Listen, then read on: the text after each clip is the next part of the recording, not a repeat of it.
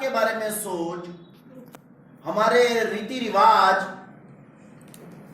भारत अभी तक लगातार कॉलोनियल माइंडसेट के बीच में से गुजर रहा है।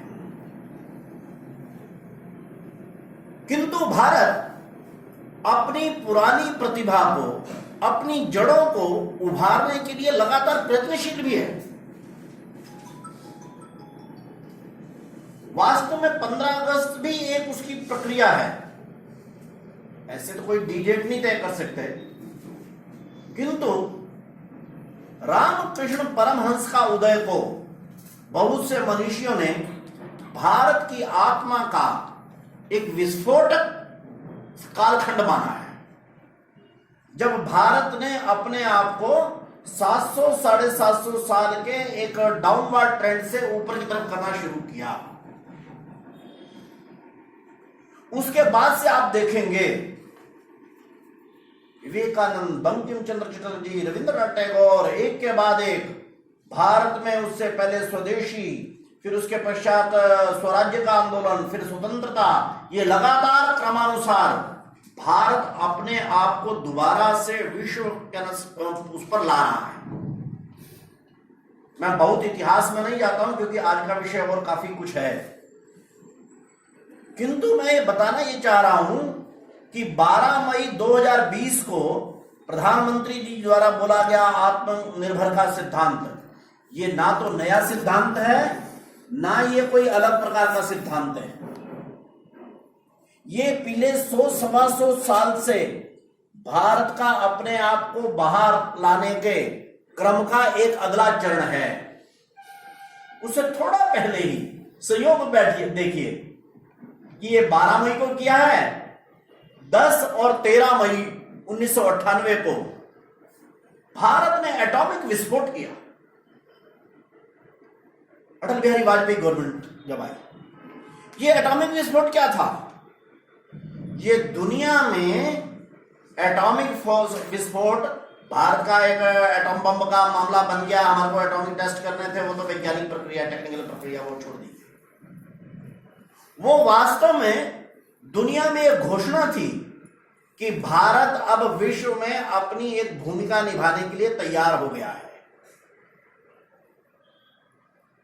लगातार लगभग 250 साल तक, और 250 साल भी क्यों, 500 साढ़े 500 साल तक इस्लामिक इन्वेडर्स का, और 200-250 वर्ष तक क्या नाम है यूरोपियन इन्वेडर्स का, चाहे उसमें पुर्तगीज हो, चाहे उसमें फ्रेंच हो, या फिर बाद में लंबा समय पर अंग्रेज हमारे पर राज किया इंग्लिश ने, और उनके द्वारा प्रस्थापित सिस्टम्स, उनके द्वारा स्थापित शिक्षा नीति, उसके कारण से हमारे माइंडसेट हर एक क्षेत्र में कॉलोनियल चले जा रहे हैं। अगर किसी विद्वान ने अपने उद्बोधन में 4-6 विदेशी क्या नाम है विद्वानों को कोट नहीं किया तो उसको मानते नहीं, और अगर उसने कोट कर दिया, जरा टी अंग्रेजी बोल दी, तो लगा ये है विद्वान आए। क्यों? ये हमारा दिमाग जो है, ये अंग्रेजों की अंग्रेजियत से मुक्त नहीं हुआ पूरी तरह से। मैं वो नहीं करता हूं, लेकिन कैसा व्यवस्था, स्वतंत्र भारत का प्रथम प्रधानमंत्री, उसका इन्वर्टेड कोमास में मैं बोल रहा हूं, I am a Muslim by culture, I am a Christian by education and I am a Hindu by accident. अपनी परंपरा, अपने धर्म, अपने देश, अपने समाज, उसके ऊपर किसी प्रकार का स्वाभिमान तो है नहीं। हीन ग्रंथि ये 200-250 वर्षों में हमारे यहां जो भर गई थी, इसको निकालने का प्रयत्न रामकृष्ण, विवेकानंद, बंकिम, रविंद्रनाथ, गांधी जी, तिलक जी, ये सब करते ये चले आ रहे हैं। उसी क्रम में भारत को स्वतंत्रता मिली। राजनीतिक स्वतंत्रता अत्यंत आवश्यक होता है। आपको यदि आपकी शिक्षा नीति को आपको ठीक करना है, आपको आर्थिक नीति को ठीक करना है, आपको कल्चरल रेगुलेशंस ठीक करने हैं, तो स्वाभाविक है सबसे पहले आपको राजनीतिक स्वतंत्रता चाहिए। वो अत्यंत आवश्यक थी। वो हमने प्राप्त की 15 अगस्त 1947 को।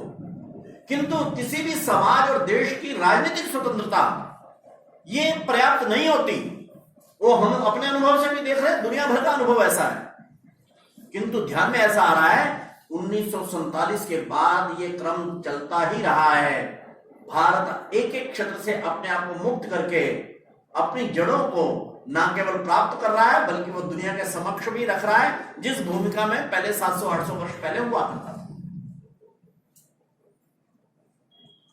उसी क्रम में मैंने बताया 1998 का जो विस्फोट था, क्यों? भारत शक्ति का उपासक रहा है हमेशा। हम जानते हैं बिना शक्ति में इस क्या नाम भौतिक उसमें विश्व के अंदर आप अपनी किसी प्रकार की बातचीत रख नहीं सकते। कलिंग के युद्ध के पश्चात अशोक ने जो क्या नाम है वो छोड़ा मार्ग, उसका परिणाम भुगता देश। इस्लामिक इन्वेडर्स में हारने का हमारा कारण क्या था? 250-300 वर्ष तक भारत के राज्य में कभी ऐसा पिछले 10,000 वर्षों में नहीं हुआ जब अशोक के कारण से हुआ कि हमने हथियार छोड़ दिए, शक्ति की उपासना छोड़ दी। हम तो कभी शक्ति की ओर छोड़ने वाले नहीं थे। हम तो रावण के साथ क्या नाम युद्ध करने वाले लोग हैं। हम तो अपने भी अगर विपरीत उस पर चले जाए तो उसे महाभारत करने वाले लोग हैं। और अहिंसा का गलत अर्थ लगाकर क्या नाम अशोक ने सेनाओं को दुर्बल किया। इसलिए जिस समय इस्लामिक इन्वेडर्स आए हम उनसे पार नहीं पाए। ध्यान करिएगा, अशोक के कालखंड से पहले दुनिया को विश्व विजेता करने वाला सिकंदर आया, किंतु हमने पंजाब की व्यास नदी को पार नहीं करने दिया उसको, वहीं से उसको भेजा और भारत में ही आने के पश्चात उसकी मृत्यु हुई है। उसकी मृत्यु बेबीलोनिया में नहीं हुई है, उसकी भारत किश्तवाड़ के क्या नाम है यहाँ के राजा के साथ युद्ध में हुई है। घोषणा उन्होंने लगभग 1.5 महीने बाद की, क्योंकि सारी सेना मारी जाती वहां की। उसके डिटेल में नहीं जाता हूं, लेकिन मैं बताना यह चाहता हूं हम शक्ति के उपासक रहे। अशोक के कालखंड के बाद 200-300 वर्ष हमने शक्ति को छोड़ दिया। इसलिए 6वीं शताब्दी में जब इस्लामिक इन्वेडर्स आए हम उनको जीत ही नहीं पाए। और एक के बाद एक ऐसी उनकी हिम्मत हो गई कि 1192 में तो उन्होंने दिल्ली में हमारे पृथ्वीराज चौहान को भी हराकर और यहां पर स्थापित कर दिया। इसलिए अत्यंत आवश्यक था 15 अगस्त 1947 को राजनीतिक स्वतंत्रता की घोषणा जैसी आवश्यक थी, वैसी ही आवश्यक घोषणा थी कि हम एटॉमिक विस्फोट करके दुनिया को एक संकेत दें हम शक्ति के उपासक हैं। हम जानते हैं दुनिया कैसे चलती है। इस क्या नाम है युग में केवल स्वतंत्र रहने के लिए क्या नाम है आपको शक्ति संपन्न होना जरूरी है। आपको इन्वेट करने के लिए नहीं, दूसरे पर प्रत्याक्रमण करने के लिए नहीं। इसलिए जब विस्फोट हुआ तो वाजपेयी जी का भाषण पढ़िए और बाद में हमने वो भी हमारी नीति भी रही है नो फर्स्ट यूज की। इसका मतलब क्या था? No first use what mean कि हम दुनिया पर प्रतिक्रमण करने के लिए एटॉमिक विस्फोट नहीं बना रहे ना। हम यूरोप जीतना चाहते हैं, सिकंदर आया भारत जीतना चाहता हूं, हम यूरोप जीतना चाहते हैं ना, हमने नहीं कहा। हमने चीन के मंगोल की तरह सारी दुनिया को जीतेंगे, हमने नहीं कहा कि हम चीन को जीतेंगे ना। हम चीन से अपनी सुरक्षा चाहते हैं। हम दुनिया से कोई हमारे को जीत ना सके। हम अपनी प्रार्थना बोलते हैं अजय्यान च विश्वस्य देहि शक्ति। हमारे को क्या शक्ति दो ईश्वर से मांगा है? हम अजय रहें, हम सारी दुनिया को रगड़ के पी जाएं। ये यूरोप का विचार है। इसी विचार के कारण से अमेरिका वियतनाम में 10 साल जाकर लड़ता है। क्यों? दूसरे को विजयी करेंगे। इसी के कारण से सिकंदर वहां से उठता है दुनिया में, मंगोल उठता है चीन से। और चीन ये जो लद्दाख पर ये वहां पर आ रहा है, सारी दुनिया की बाकी जितनी भी कल्चर्स हैं, इस्लामिक हो, क्रिश्चियंस हो, मंगोलियन हो, जिनका रिप्रेजेंट इस समय चीन कर रहा है, ये सारी की सारी दुनिया में शस्त्र और शक्ति आधार पर अपना प्रभाव बढ़ाने की बात कर रहे हैं। हम क्या कह रहे हैं? हम कह रहे हैं नहीं, दुनिया में प्रभाव तो बढ़ाना है। कैसे? सुशीलन जगद्येन नम्रम भवेत्। हमारे सुशील के कारण से, हमारे व्यवहार, हमारे चरित्र के कारण से ये दुनिया हमारे सामने विनम्र हो जाए। इसलिए वाजपेयी जी ने उस समय पर विस्फोट करने के पश्चात भी कहा कि यह दुनिया को विजय करने के लिए नहीं है, यह आत्मरक्षा के लिए किया गया विस्फोट है। हम अब दोबारा से किसी इस्लामिक अथवा किसी यूरोपियन इन्वेजन को स्वीकार करने के तैयार नहीं है ना, इसलिए कि अब हमारे को होने की पेशकश, अब किसी की हिम्मत नहीं है। अब अगर तुम इस स्थिति में है तो फिर हम सब कुछ करना चाहते हैं। ये क्या है? ये युद्ध के मामले में, शस्त्र के मामले में आत्मनिर्भरता थी। ध्यान करिए, इस समय पर आते आते, मैं अभी के इस पर आ रहा हूं, कोरोना की महामारी आ गई। सामान्यतः दुनिया भर में तो नवंबर में आई, चीन से पैदा हुई। अब चीन ने जानबूझकर भेजी या उससे हो गई या क्या हुआ, अभी तो रिसर्चों पर स्पष्ट होगा। ये तो सब एक बात तो पक्की है कि चीन से आई है बीमारी। चीन के प्रति पहले से ही सारी दुनिया शंकित थी। इस बीमारी के पश्चात तो संपूर्ण दुनिया का विश्वास टूट गया चीन के ऊपर से। नवंबर में आई तो पहले तो लगा नहीं कि इतनी बड़ी बीमारी होगी, किंतु जनवरी आते आते तक सारी दुनिया में आ गया कि ये तो महामारी है। भारत में भी फरवरी को 16 फरवरी को पहला केस आ गया था और 17-18 मार्च आते आते तक भारत को पहले लग रहा था कि हम जितने प्रबंध कर रहे हैं तो हम अपने यहाँ नहीं आने देंगे इसको, किंतु वायरस है, हवा है और इतनी सारी कनेक्टेड दुनिया हो गई है कि ये मार्च में भारत में भी महामारी के नाते से आ जाएगी, ऐसा स्पष्ट हो गया।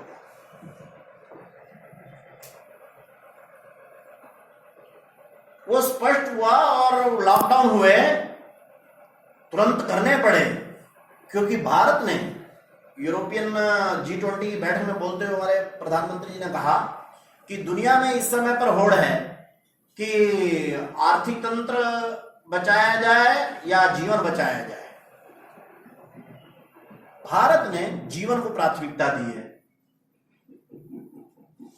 यूरोप ने अर्थ को प्राथमिकता दी। उसका परिणाम भी भुगत रहे हैं। अभी एक स्टडी आई है, जो 10 सबसे अधिक इफेक्टेड देश हैं अमेरिका से लेकर और बाकी तक, उन 10 में केवल 2 देश ऐसे हैं जिनमें सेकेंड वेव और थर्ड वेव नहीं आई है और आने की संभावना भी लगभग नहीं है। और जैसा इस समय पर उसका फैलने का रेट आ गया है, तो भगवान करेगा अगले 2-3 महीने के अंदर हम इस चक्र तोड़ने में सफल भी हो जाएंगे। लेकिन अमेरिका हो, इंग्लैंड हो, जर्मनी हो, सब जगह पर सेकंड वेव, थर्ड वेव। और आप लोगों को मालूम हो कि प्रति 10 लाख मिलियन 1 मिलियन भारत में 7,384 लोग कोरोना से ग्रसित हुए। वन थिंग जरा ध्यान करिए, ये दुनिया में 45वां स्थान है। टोटल नंबर में तो हम दूसरे नंबर पर हैं, लेकिन प्रति मिलियन, क्योंकि हमारा साइज इतना ज्यादा ना, 138 करोड़ है। अब हमारे 138 करोड़ की आप गणना अगर नेपाल से करने लगेंगे कि वहां कितने बीमार और भारत में कितने, तो कोई मतलब नहीं है ना। इवन इंग्लैंड के या यूरोप के भी छोटे छोटे देश हैं, 2 करोड़, 5 करोड़, 8 करोड़ की आबादी वाले। तो प्रति मिलियन भारत में 7,384 लोग कोरोना ग्रसित हुए। दुनिया में 42वें नंबर पर है। दुनिया में जानते हो क्या क्या रेट है? अमेरिका का रेट क्या है प्रति 10 लाख? अमेरिका का रेट है 60,780। इंग्लैंड का रेट है 10 लाख में 48,000 कुछ है ऐसा। जर्मनी का है 42,000 कुछ। मृत्यु दर प्रति 10 लाख भारत की है 107। अमेरिका की है 800, नहीं, अमेरिका की तो है 1300 के आसपास। उसमें भी मृत्यु दर में भी भारत 39वें या 40वें स्थान पर है। जरा ध्यान करना, क्यों? भारत ने लॉकडाउन को लागू करते हुए दिमाग में जन स्वास्थ्य और मनुष्य जीवन, ये प्रकृति की, परमात्मा की सबसे उत्तम चीज है। इसलिए आर्थिक रूप का क्या है वो देख लेंगे, थोड़ा कम खा लेंगे, थोड़ा ज्यादा कर लेंगे, लेकिन परमात्मा ने दिया ये जो उपहार है, इसकी रक्षा करना शासन का प्रमुख कर्तव्य है। इसलिए कितनी भी सख्ती का लागू करनी पड़ी, कितने भी नियम प्रयोग करने पड़े, दिमाग में डिसाइडिंग फैक्टर ये मनुष्य जीवन रहा। इसलिए हमारे यहां पर इतना कम रेट डाउन है। शरीर की प्रतिरोधक क्षमता भी होगी, बाकी फैक्टर भी होंगे, लेकिन शासन की तरफ से निर्णय करने का आधार क्या था? और यूरोप और अमेरिका का मेडिकल इंफ्रास्ट्रक्चर हमारे से 300 गुना अधिक है, किंतु इतना हाई कोरोना का रेट, इतना हाई डेथ रेट। परसों 3,900 व्यक्ति प्रसवों के नाम है अमेरिका में काल कवलित हुए। क्यों जानते हैं आप? वहां लॉकडाउन के अंदर भी मार्केट खुली हुई थी, वहां लॉकडाउन के अंदर भी स्कूल खुले हुए थे, वहां लॉकडाउन के अंदर भी पार्टियां हो रही थी बीच पर।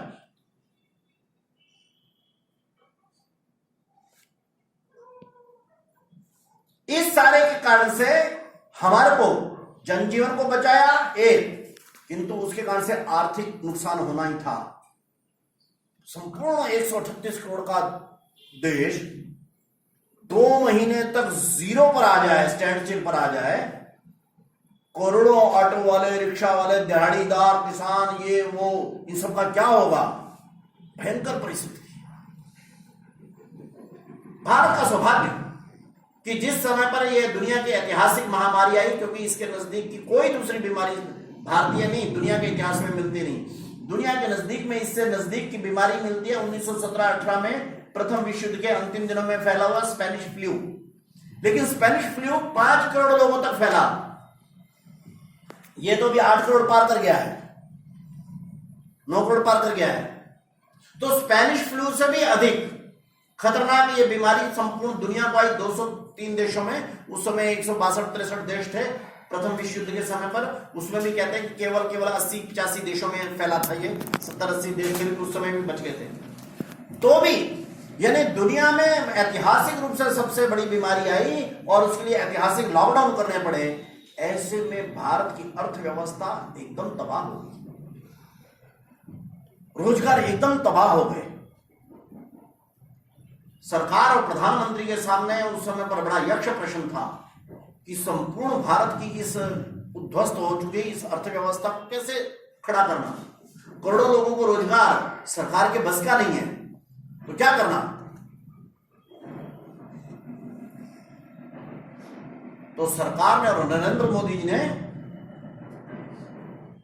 वाक्य विचार लिया विदुर से। विदुर महाभारत में एक जगह कहते हैं, यदि आपने 10-20 से लड़ना है तो शस्त्र का प्रयोग करिए,